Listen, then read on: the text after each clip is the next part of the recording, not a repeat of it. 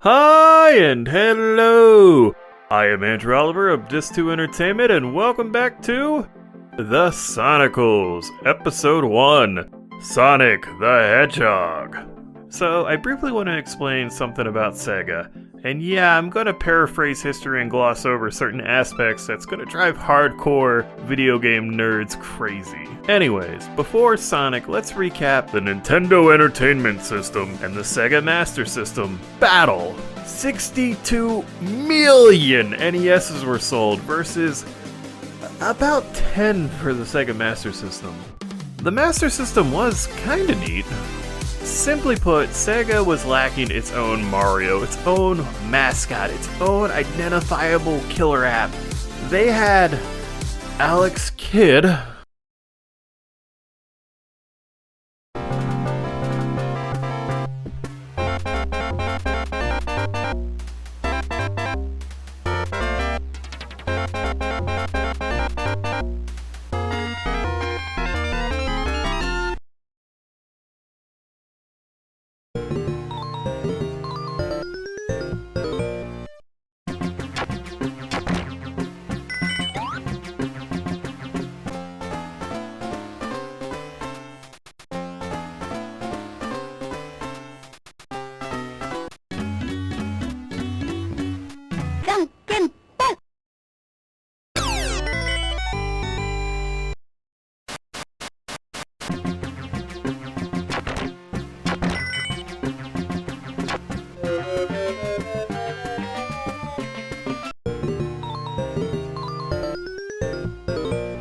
Ladies and gentlemen, the Sega has been put on hiatus for retooling. Ouch. So let's jump forward a bit and dive into this episode's Sonicpedia. Sega really needed to find something new and exciting for next gen. Sega releases the Genesis, or Mega Drive if you're the rest of the world. Honestly, in retrospect, both names really aren't that great, but being a big old American, I'll call it the Genesis. So from 1989 to 1991, Sega's trying to establish their 16-bit console as a much more worthy Nintendo opponent. That's when Sega does something really cool. Sega has an internal contest for their employees to design the new mascot character. Enter this cute bunny? Viking warrior guy. How about this jester guy, or this little animal warrior dude? Maybe I could interest you in this bizarre gross Bart Simpson thing? Check out the robot. Look at this chicken. Just look at him. Or how about a cool chicken? A wolf? Dog? And finally, our winner, Sketch's Sonic the Hedgehog, or as he originally called him, Mr. Needlemouse. Thankfully, the name didn't stick.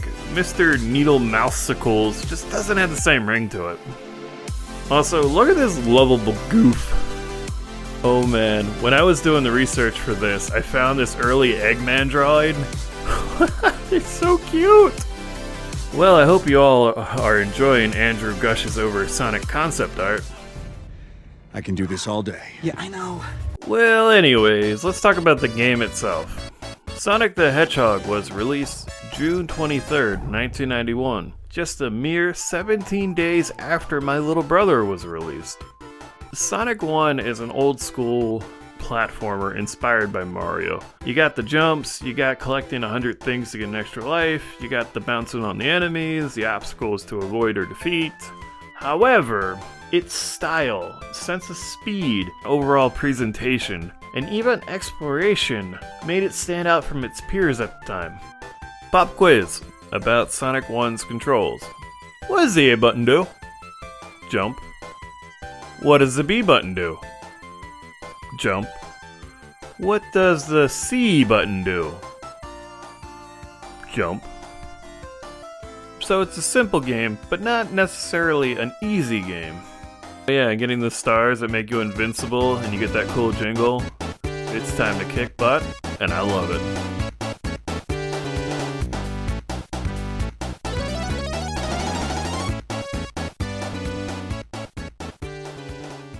And the last power-up is the shoe power-up.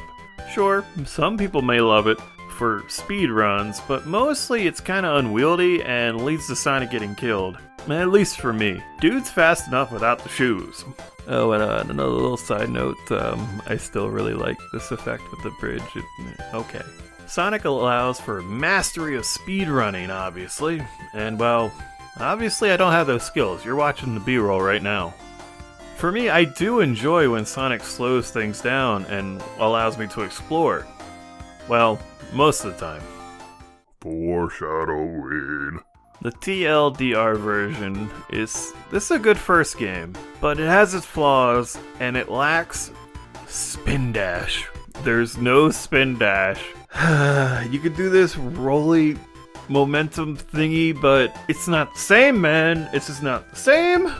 Oh yeah, another knock on Sonic 1 is that zones have 3 stages instead of 2, so they can drag, and it lacks an overall variety compared to later games. So let's roll, zone by zone. Spoiler warning for Sonic the Hedgehog.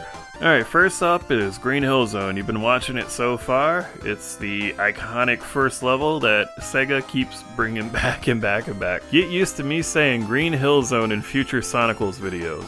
The stage is bright, colorful, cute. The badniks, that's what they call the enemy robots, they're cute. You're looking at it, it's still pretty, it's awesome. Trying to stay on the high path is fun and rewarding, but without being punishing. Obviously, the design of Green Hill Zone came to define Sonic in future games. Yeah, there are bits of Green Hill that are but for the most part, it's a fun time. Let's talk about Robotnik's first boss fight. Yes, this is before they called him Dr. Eggman.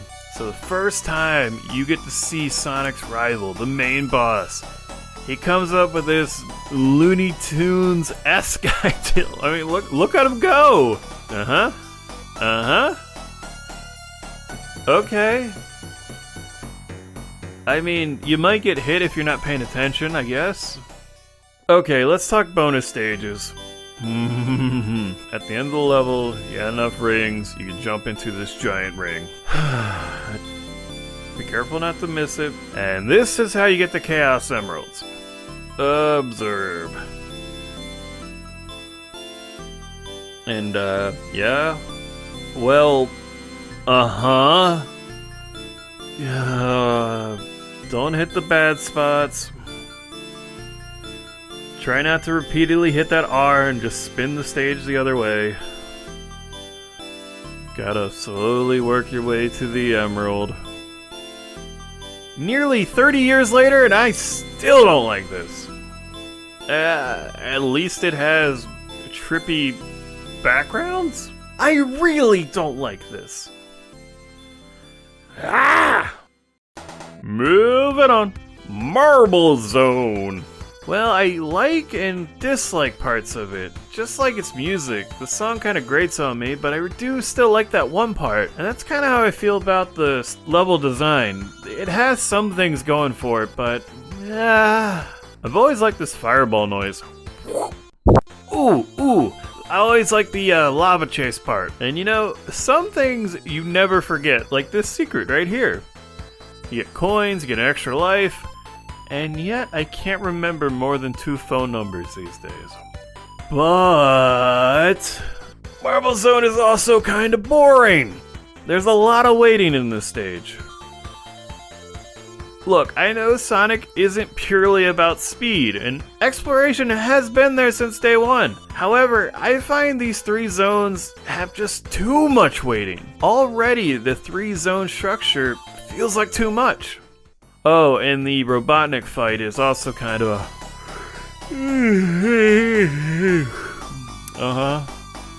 Okay. Yep. Moving on. Spring Yard Zone. Spring Yard Zone reminds you that in 2020, all we could do is Now, I like these levels more than Marble Zone, but less than Green Hill Zone. It has some neat ideas, but overall they're just kinda fine, you know? Like, this is the most okayest zone in the entire game. A few mean level design things are thrown in here to like impede your progress or get you a cheap hit. But mostly it's a pleasant time bouncing around, getting those processes to blast. And yet another Robotnik fight.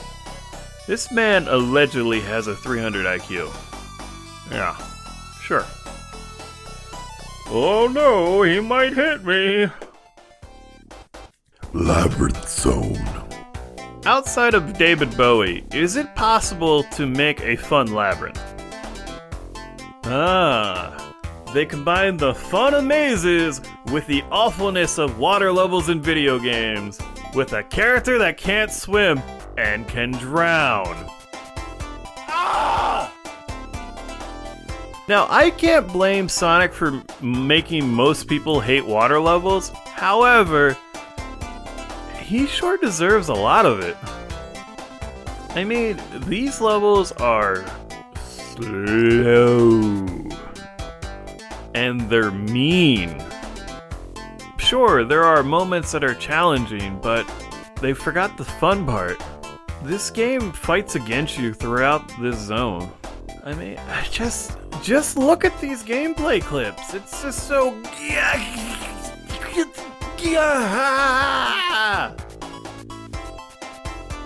And then its boss fight is a motherfucker. Oh hi, this is Andrew the editor reminding Andrew the voice performer and Andrew the scriptwriter that we were trying not to swear in these videos, so thanks for that. Labyrinth Zone alone could be a reason for newcomers to just start with Sonic 2. It's really that bad at times. Can you tell that I hate it? Did I make the point clear?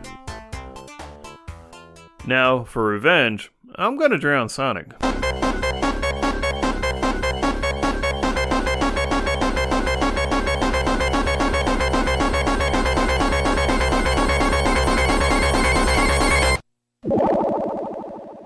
Thanks, Sega, for teaching me what anxiety is.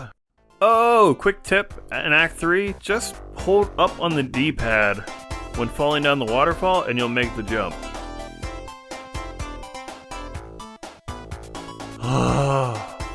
These levels suck.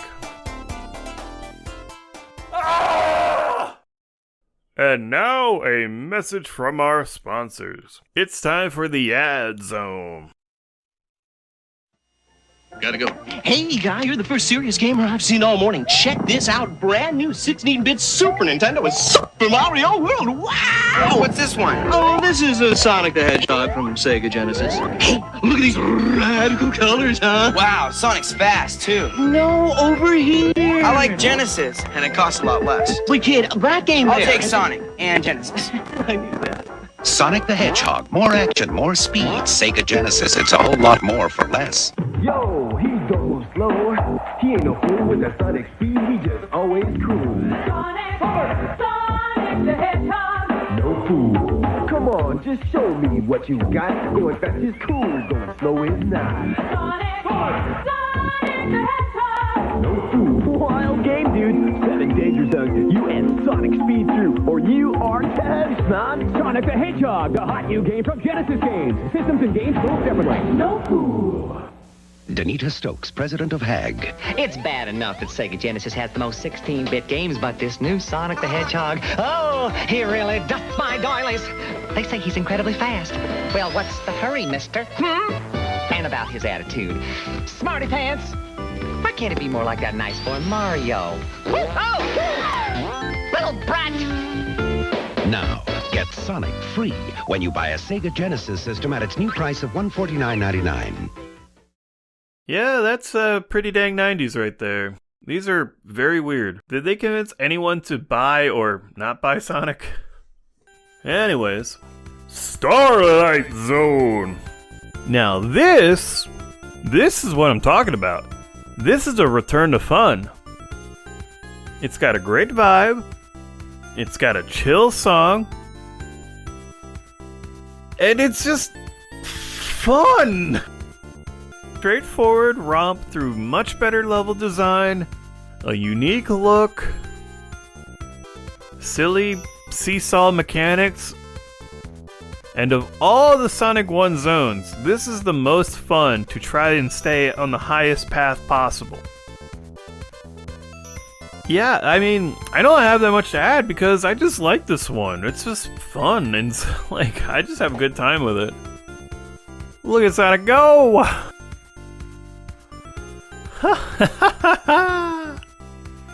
Oh, and there's another thing I'd like to mention about Starlight Zone.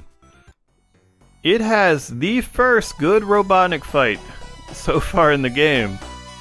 Use these fun, like, seesaw things to throw a spike ball at him, or you can actually propel Sonic up to hit him.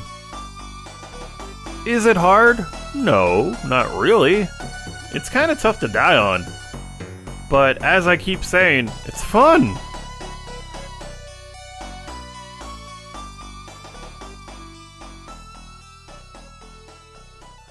Yeah, I really needed that in this game. Next up, Scrap Brain. What in the world is up with that name? These two levels, they toss a lot at you. There's all these bottomless pits and these like super precise jumps you have to make. Good. I mean, this stage is kind of all over the place with new ideas. And it's hard. Check out the disappearing blocks from Mega Man. Yeah, these levels are harder, but they're just not nearly the same kind of pain that Labyrinth Zone is. So I can cut them some slack because it's late in the game and it's trying to make the kids really earn their victory. Oh, and these elevator things, look, they're pretty cool. Gosh, this is such a cool yet hard place. I like it. I can't help it. I like it. Maybe someday I can get the timing right on Zone 2 with these wheel thingamabobs. Whoa, whoa, whoa, whoa, whoa, whoa, whoa. Someday. Oh, the transition from Act 2 to Act 3 is kind of a preview of Sonic 3 style transition. It's a nice touch. And then Act 3 is the most cruel trick the game pulls on you. It's Labyrinth Zone again! Why? Why would you do that? How could you do this? So yes, those cruel people at Sega bring you back to a Labyrinth Zone. Now the water is purple, the colors are slightly different, and it's a harder version of a terrible zone. Welcome to Labyrinth Zone Act 4, and that bums me out. And I still hate it. Man, this is just... ugh. Oh, it's so bad. Also, it has a truly weird ending to the level. Final Zone! You start, you got no rings, it's just a boss fight. And well, it's very underwhelming. Sure, one could play this level a little bit more risky than I do. If you stick to the right and wait between the jumps like me, you'll be fine. Even this final boss music feels a little half-baked. Like, it's a cool song, but it's simple and repetitive, much like the fight itself. Like, Robotnik was even trying when he designed this contraption. Well, you win. Hit Robotnik and enjoy the credits. Replaying this for the first time in years, it took me less than 2 hours, and I was playing at a pretty casual pace. Sure, you can always replay it to find other secrets or improve your speedrun, or you can try to get all the Chaos Emeralds. This was a time before an extra boss fight, before Supersonic, so the game rewards you with only a few seconds of Sonic bouncing around with his animal buddies, and he holds up the Chaos Emeralds before doing a victory pose. Oh, and Robotnik gets grumpy at the end of the credits. That's it! And if you remember from earlier in the video, I really don't like the bonus stages, so that's not worth it to me. Why would I bother do all that? Why would I want to bother with this?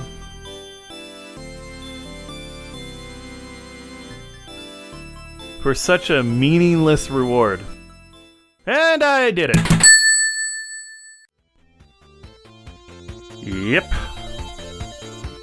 But for Sonic's Jukebox, I just want to take a moment to thank Sega for getting Masato Nakamura to compose the soundtrack. Sonic tunes are a major part of the experience from day one, and Nakamura was a bassist and songwriter for a pop band called Dreams Come True. He even stated that he was surprised they offered him the job, but one of the reasons he accepted it was because he admired Sega's determination and desire to outperform Nintendo. That's kinda cool.